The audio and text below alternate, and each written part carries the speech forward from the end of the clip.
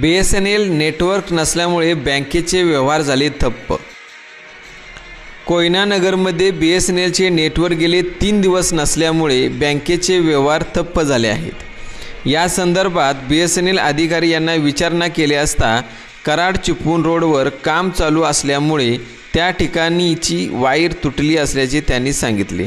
मात्र ही वायर दुरुस्त करण्यासाठी एवढा वेळ जातो हे तेवढेच दुर्भाग्य आहे। हा BSNL कर्मचारी व अधिकारी यांचा नाकर्तेपणा म्हणावा की काय असंच वाटत आहे। मात्र या सर्व गोष्टीमुळे सर्वसामान्य लोकांना याचा त्रास सहन करावा लागत आहे व खेड्यापाड्यातील लोक निराश होऊन घरी परतत आहेत। हे जर असंच चालू राहिले तर लोक आमच्या अंगावर येतील असे बँकेचे मॅनेजर म्हणाले। त्यामुळे BSNL अधिकारी यांनी लवकरात लवकर काम करावे व नेट व्यवस्थित व सुरळीत करावे। कोयनानगर नागरिकांचाही बँकेविषयी व BSNL नेटवर्कविषयी पारा चढत असताना दिसून येत आहे। तेव्हा लवकरात लवकर काम करून सर्व काही गोष्टी सुरळीत करणे BSNL अधिकारी यांची जबाबदारी आहे। अशाच काही अपडेट्ससाठी पाहत राहा लोकसम्राट महाराष्ट्र न्यूज। बघा अभिमानाने, जगा स्वाभिमानाने।